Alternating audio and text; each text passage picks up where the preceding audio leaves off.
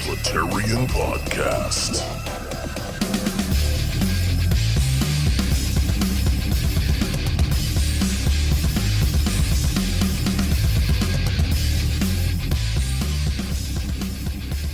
Good morning, good afternoon, good evening. This is Ronald Johnson, your Publitarian, and this is Publitarian Podcast. Thank you for the lead-in, announcer guy, and let's get right to it. This is episode 10 that I'm calling Dear Cuckservatives, or Get on Board the Trump Train. One of those two. I haven't come up with a title yet.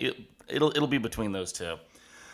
So anyway, let's get right into it. I'm talking to you, cuckservatives, and you may be asking yourself, what is a cuckservative?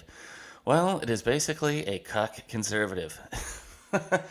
And I really hate to throw people like Ben Shapiro under the bus because he does a lot for the right-wing cause. He is an excellent debater, and I mean, he has great talking points, but just he has to stop. People like him have to stop with throwing Trump under the bus. And again, I'm harping back to another podcast where I said, I'm not like 100% on board with everything that Donald Trump says or does. But at the same time, when obvious achievements and accomplishments are happening, you need to acknowledge them and not nitpick. And again, this goes back to another episode that I did where I was talking about us uniting. I think it was my first episode, as a matter of fact. You can't be so blinded by TDS, that's Trump derangement syndrome, that you can't acknowledge when the president has done something good. Like, I don't know, sit down with North Korea, something that no other American president has ever done. And he's sitting there and tweeting and nitpicking, and I sent out an Instagram post about it, and I was like, okay, Ben, it's been fun, but I'm at least putting you on timeout for a while. I can't deal with you. I'm sure Ben is losing sleep over that as well, that the tier 1 podcaster is putting him in the corner. But it is what it is. You freaking cuckservatives, just stop already. Stop with the Trump hatred. It's ridiculous. It's not a good look for you. Stop it. And to all of my never-Trumper friends, it's been 500 days, guys. 500 days. I could understand you guys being never-Trumpers in the beginning. I mean, a lot of people didn't even know if the guy was serious when he came down the golden escalator to make his big announcement. And I could understand that. And especially, like, the true conservatives that have that 100%, platinum conservative pedigree that they absolutely have to see in all of their candidates. That is a losing platform, by the way. Looking at you, Mitt Romney lovers. But with 500 days now, and with all the success that Trump has had, you are either blinded by your own ignorance, or you're either blinded by your own anger, that you can't acknowledge a good job when you see it. We've got consumer confidence through the roof. We've got record-setting consistent stock markets. We've got an economy that's roaring right now. We've got more jobs than we have people to fill the jobs. We have countries respecting us again. We've got the military strong again. We've got all of these countries coming to the negotiating table with us again. We've got us not being the world's piggy bank anymore. We're saying no to these dumb deals that every country in the world has tried to rope us into. We've had, I can sit here and just name successes, but I think you guys get my point. I mean, it's, let's not forget the huge summit with North Korea. Guys, that is huge. That's never been done. I'm reiterating now and going back to old things that I talked about, but like, if you're not on board now after that, then it's one of those two options that I just mentioned. You're either blinded by your ignorance or you're blinded by your anger.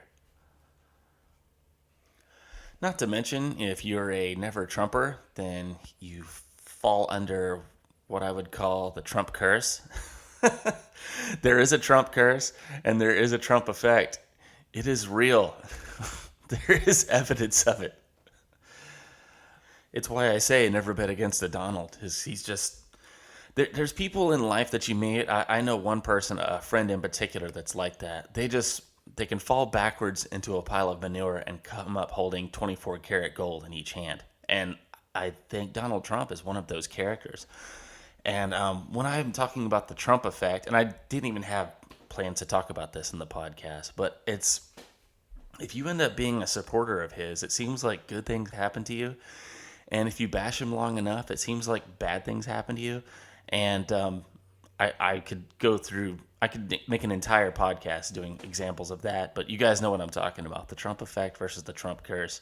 Speaking of the Trump effect, someone is benefiting from the Trump effect right now, and I can't believe I'm mentioning them again in my podcast. It's funny how life works, because I never thought I would have anything positive to say about Kanye West. But here I am, giving a shout out to Kanye West.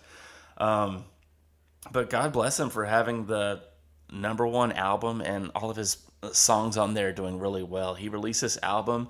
It was really downplayed. A lot of his followers and fans and haters were like, dude, you've just killed your career now by coming out with your Make America Great Again and by supporting people like Candace Owens, who's, an Uncle Tom, not a true black person, and I can't believe you're doing this. You've pretty much just committed career suicide, and the numbers are in, folks. I mean, he's got the #1 album, and all of his singles are just like chart topping and going through the roof, and that's the Trump effect. Kathy Griffin would be a good example of the Trump curse, but like I said, I could spend an entire podcast going through that. So just a message again to wrap this up with the Never Trumpers and the conservatives. It behooves you to get on board the Trump train, even if you don't 100% agree with him. And that is a lot of the objection, I think. It's not with his policies, it's him. They just don't like Donald Trump as the person. And I can understand that, but look around. Look at what he is doing. Not so much what he's saying, even though I still think what he says is 4D chess, and he throws just a different bunch of opinions and words and paragraphs out there. And that way, you're not really sure what his next move is. But again, I already did a podcast on that as well, and I am rambling. So that takes me to my next topic, which was what's happening with me on Instagram.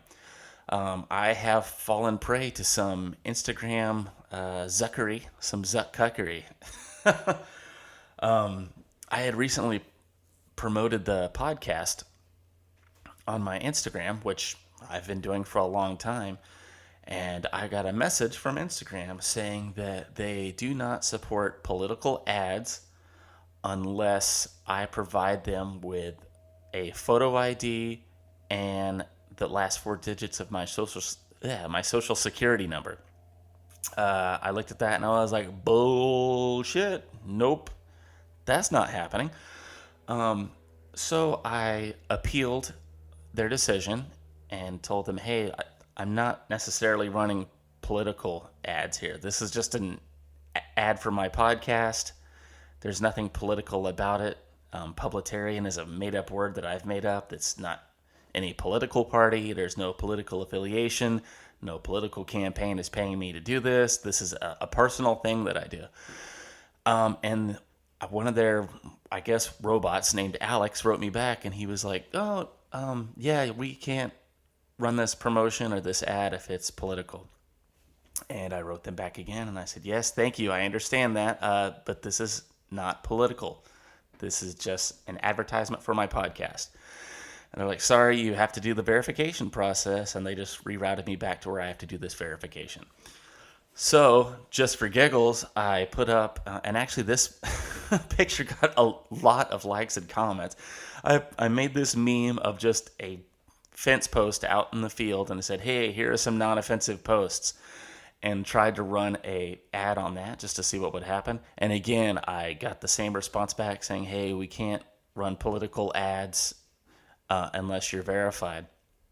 Which then I said, okay, I will come up with something else, because obviously the account has been flagged or something for being a political account, which is funny because, I mean, Instagram is pretty much politigram, depending on who you're following. So that's what's going on with that. So I'm still in the appeals process for that, but I don't know if it's going to go anywhere or not, because I am certainly not going to give Instagram, i.e. Facebook, any personal information of mine, because we have seen how they've dealt with personal information in the past. And they will either sell that information to the highest bidder or store it in a database for someone to look at. And neither one of those options are viable to me. Yeah, Zuck the Cuck did such a good job keeping my information before and keeping it safe and secure, so why the hell would I want to give them some more? And that's why Mark earned a few more Zuck memes on my page. Anyways, let's go on to my favorite segment, Swipe for Cancer.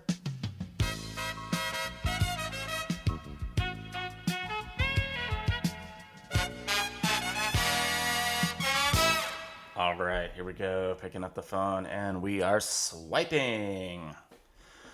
From the Hill, Trump digs in amid uproar on zero tolerance policy.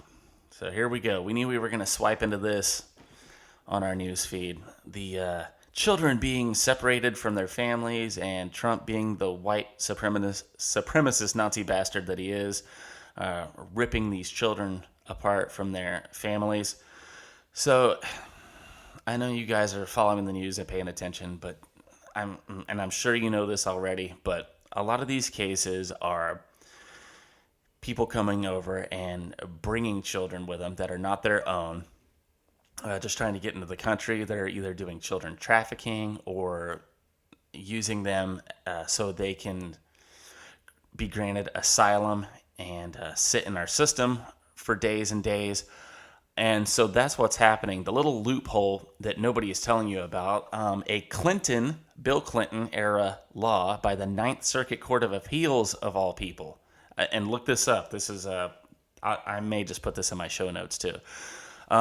It was called and the name just escaped me, the something decree, signed in 1997. Don't you like it when your host is professional and leaves these good show notes for himself? It was called let me fly it over here, the Flores Consent Decree. That's what it was. Flores Consent. Basically, if you're coming from like Guatemala or one of these other countries and you say that you are seeking asylum, then you're traveling with a minor, then that kid gets held for no less than 20 days while they try to process your asylum. So if you claim asylum while you're coming over, then you basically get stuck in America while they try to process you and figure out your story and what's going on. And that's what's happening here in a lot of these cases. And it's funny that was a Clinton-era law, and Obama himself has done more deportations and ripping apart families, if that's what you want to call it, than the Trump administration ever did. And as usual, if a Democrat does it, it's just swept under the rug. Nothing to see here. Move along, folks. And because it's an actual law on the books and Attorney General Sessions is actually enforcing the law, now that's a problem. So I don't want you guys to get caught up in the emotion of this, because that's all liberals have anymore. That's all they have. It's emotion. It's in their playbook that goes far back as I can remember. We're talking decades. When they have no substance, when they have nothing to run on, when there's nothing pro-Democrat, pro-liberal, they go anti-Republican, anti-anything that's on the other side of the aisle. And it's old as the hills. Like, especially in the 90s, Republicans were gonna, starve your kids and take away your school lunch and take the apples and milk out of Johnny's hands. And these are actual quotes from senators and elected officials in the 90s. There's nothing new under the sun. It's just the same thing.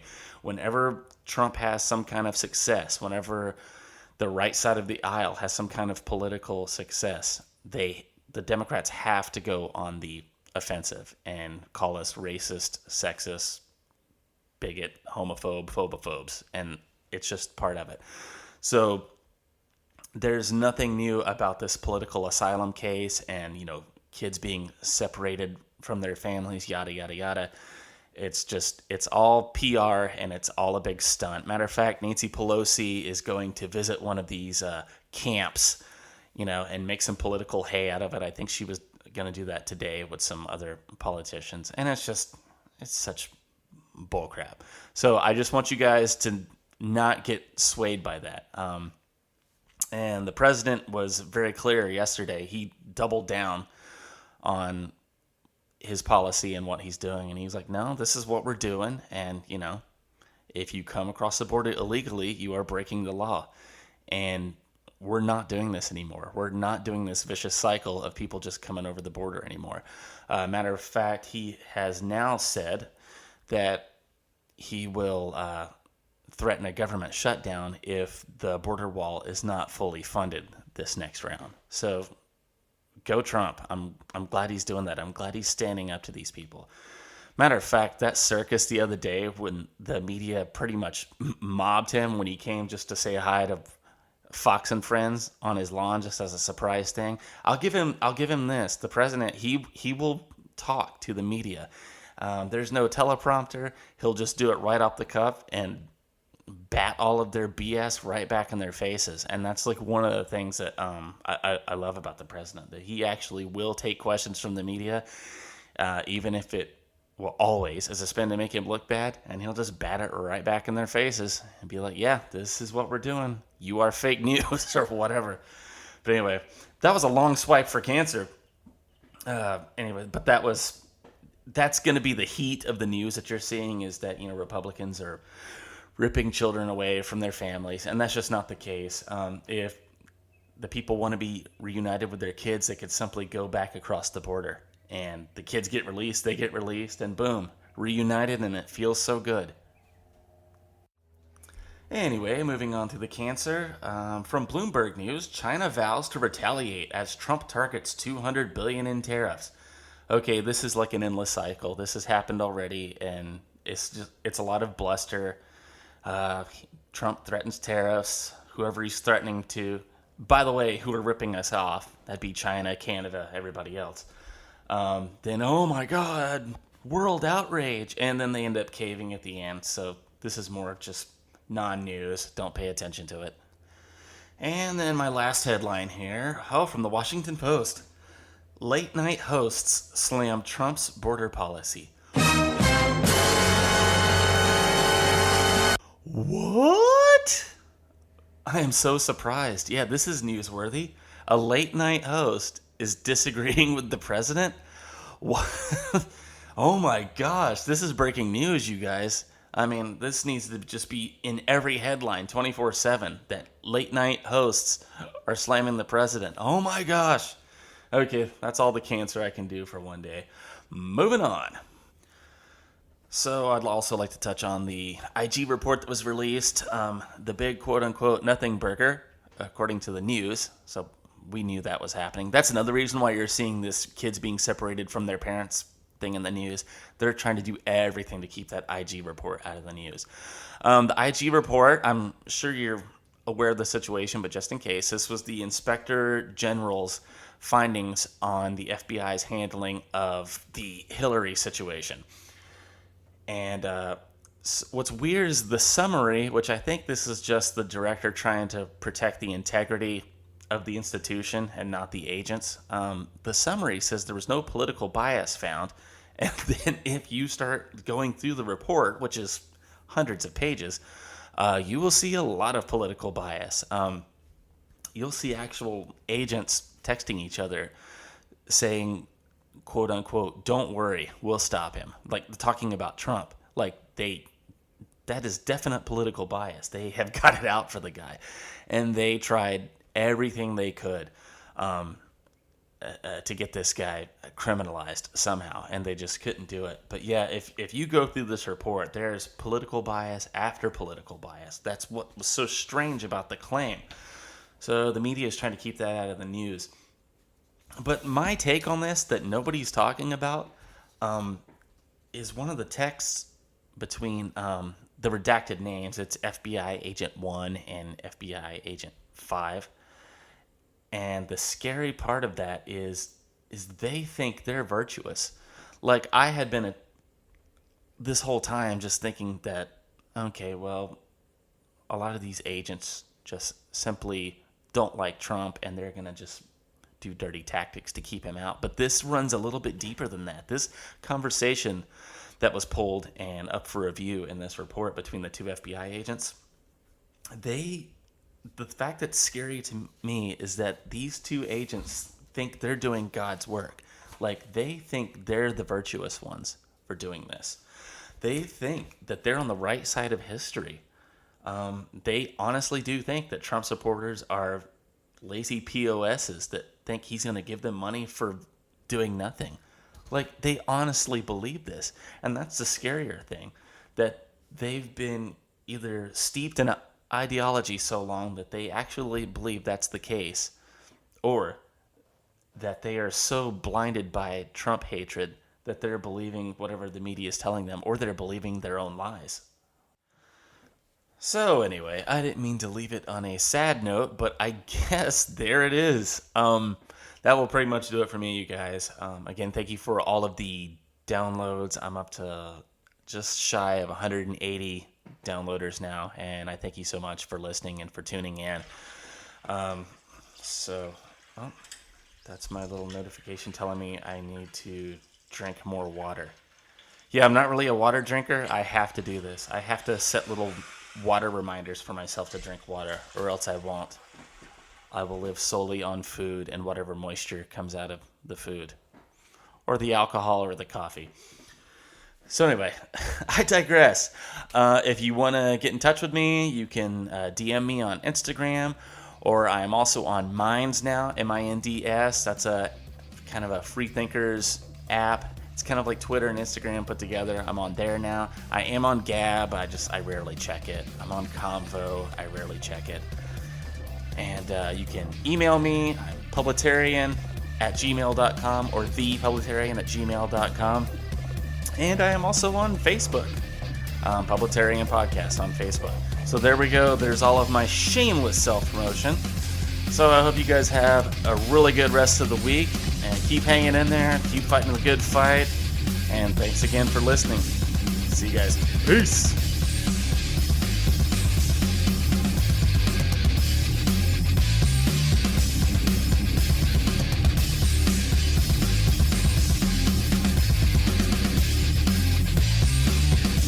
You've been listening to Publitarian Podcast.